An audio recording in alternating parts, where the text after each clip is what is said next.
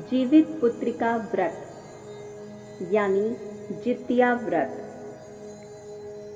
यह व्रत आश्विन मास के कृष्ण पक्ष की अष्टमी को किया जाता है। इस दिन सूर्य नारायण की पूजा करनी चाहिए। व्रत रखने वाला स्वयं स्नान करके भगवान सूर्य नारायण की मूर्तियों को स्नान करावे और भोग लगाए तथा आचमन कराकर धूप दीप आदि से उतारे।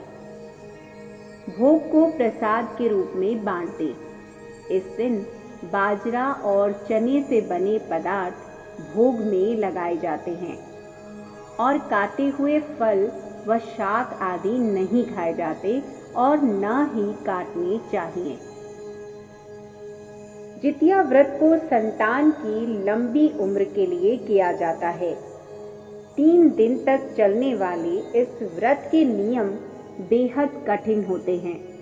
इस व्रत में दूसरे दिन यानी कृष्ण पक्ष अष्टमी को पूजन होता है।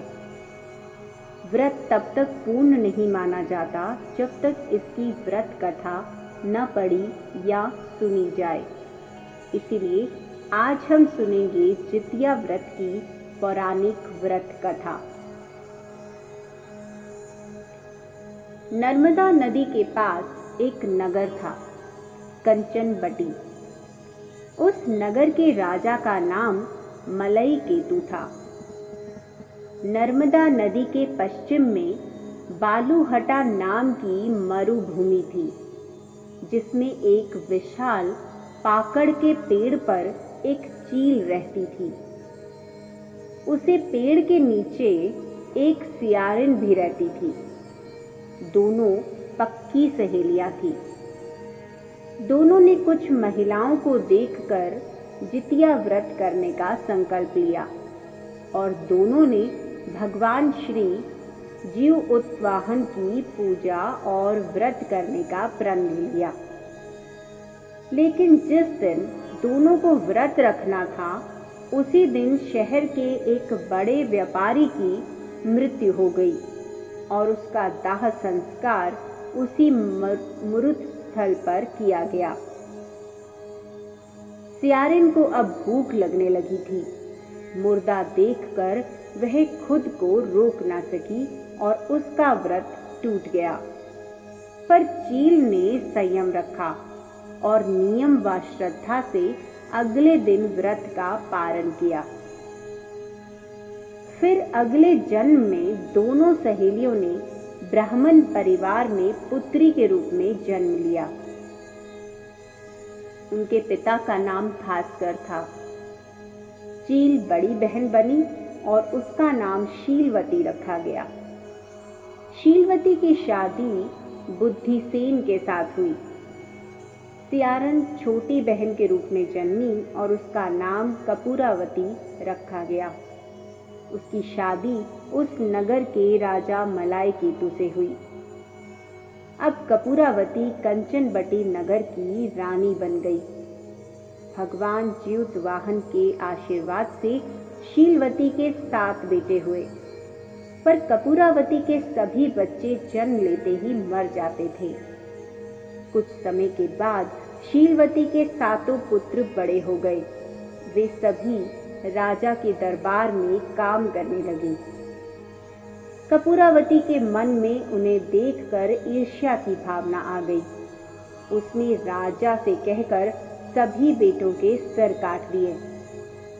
उन्हें 7 नए बर्तन मंगवाकर उसमें रख दिया और लाल कपड़े से ढककर शीलावती के पास भेज दिया।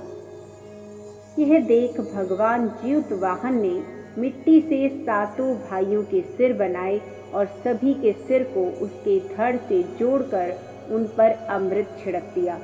इससे उनमें जान आ गई। 7 युवक जिंदा हो गए और घर लौट आए। जो कटे सर रानी ने भेजे थे वे फल बन गए और दूसरी ओर रानी कपूरावती बुद्धिसेन के घर से सूचना पाने को व्याकुल थी। जब काफी देर तक सूचना नहीं आई तो कपूरावती स्वयं अपनी बड़ी बहन के घर गई वहां सबको जिंदा देखकर वह सन्न रह गई। जब उसे होश आया तो बहन को उसने सारी बात बताई। अब उसे अपनी गलती पर पछतावा हो रहा था। भगवान जीवतवाहन की कृपा से शीलवती को पूर्व जन्म की बातें याद आ गई।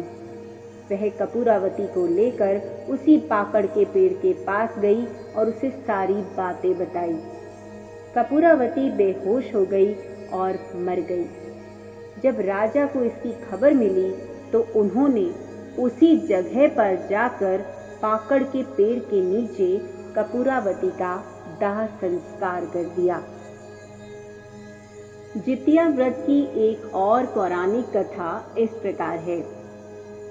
एक समय की बात है कि जब भगवान कृष्ण द्वारकापुरी में निवास करते थे, उस समय एक ब्राह्मण भी द्वारका में रहता था। उसके 7 पुत्र काल के गाल में बचपन में ही जा चुके थे। इस दशा को देखकर वह ब्राह्मण बहुत दुखी था। एक दिन भगवान कृष्ण के पास गया और कहने लगा, हे भगवान, आपके राज्य में आपकी कृपा से मेरे 7 पुत्र हुए, परंतु जीवित कोई नहीं रहा। क्या कारण है? कृपया मुझे बताइए। यदि आप अपने राज्य में दुखी देखना नहीं चाहते तो कोई उपाय बताइए। तब भगवान बोले, हे ब्राह्मण, सुनो, इस बार तुम्हारे जो पुत्र होगा उसकी उम्र 3 वर्ष की है। उसकी उम्र बढ़ाने के लिए तुम भगवान सूर्य नारायण की पूजा होने वाले पुत्र जीवी व्रत को धारण करो, जिससे तुम्हारे पुत्र की आयु बढ़ेगी। अब ब्राह्मण ने वैसा ही किया। जब वह सपरिवार हाथ जोड़ और खड़े होकर इस प्रकार विनती कर ही रहा था, सूर्य देव विनती सुनो, पाऊं दुख अपार, उम्र बढ़ाओ पुत्र की, कहता बारंबार। इतना सुनते ही सूर्य का रथ वहीं रुक गया। ब्राह्मण की विनती से प्रसन्न होकर सूर्य ने अपने गले से एक माला ब्राह्मण पुत्र के गले में डाल दी और आगे चले गए। थोड़ी ही देर में यमराज उस ब्राह्मण पुत्र के प्राण लेने के लिए आया। यमराज को देखकर ब्राह्मण और ब्राह्मणी कृष्ण जी को झूठा कहने लगे। भगवान कृष्ण अपना अनादर जानकर तुरंत सुदर्शन चक्र लेकर आ गए और बोले, इस माला को यमराज के ऊपर डाल दो। इतना कहते ही ब्राह्मण उस माला को उठाने लगा कि यमराज डरकर भाग गए, परंतु वहां यमराज की छाया खड़ी रही। उस फूल की माला को छाया के ऊपर फेंक दिया, जिसके फलस्वरूप वह छाया शनि के रूप में आकर भगवान कृष्ण की प्रार्थना करने लगी। भगवान कृष्ण को शनि के ऊपर दया आ गई और पीपल के वृक्ष पर रहने के लिए कहा। तब से शनि की छाया पीपल के वृक्ष पर निवास करने लगी। इस प्रकार भगवान श्री कृष्ण ने उस ब्राह्मण के पुत्र की उम्र बढ़ा दी। इसीलिए हे भगवान, जिस तरह उस ब्राह्मण के लड़के की उम्र बढ़ाई, उसी तरह सबकी उम्र बढ़ाना। जय श्री कृष्ण।